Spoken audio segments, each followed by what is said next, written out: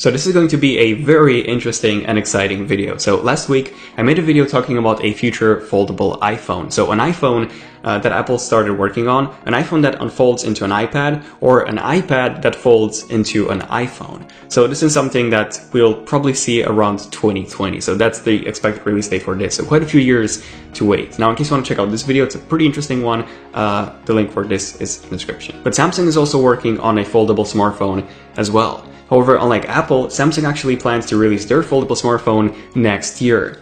So yes, Samsung might actually have a foldable phone as early as CES 2018, which is actually happening in January. So grab some popcorn because this is going to be a very exciting and interesting video, and let's take a look at what Samsung has planned for their foldable Galaxy phone in 2018.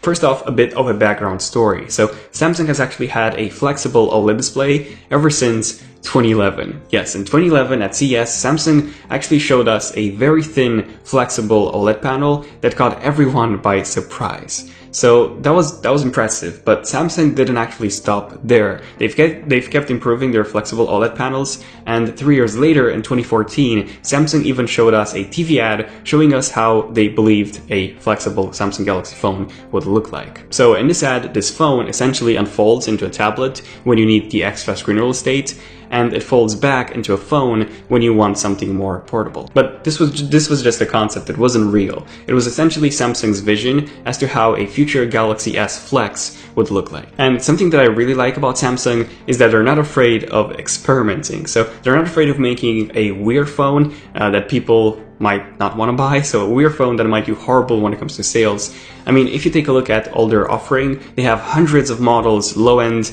mid-end models, and of course their flagship Galaxy S and the Galaxy Note lineup. So having so many smartphones, it's pretty easy for Samsung to just start experimenting with a few models. So for example, if you take a look at 2013, in 2013 Samsung released the Galaxy Round. So this was their first phone that actually used a curved bendable OLED panel. It didn't do well when it came to sales, but it caught a lot of people's attention and a lot of people's interest. Then in 2014, they actually released the Note Edge, or the Note 4 Edge, which actually came with one side of the display curved. So this one actually did much better than Samsung expected when it came to sales, and just 1 year later, Samsung unveiled the Galaxy S6 Edge, which actually came with two curved sides, followed by the S7 Edge, and now with the S8, they moved entirely to a curved OLED panel on both models of the S8, so the S8 and the S8 Plus. So this is what I like the most about Samsung. They do a lot of trial and error, and if something works, then they're the first ones to implement it.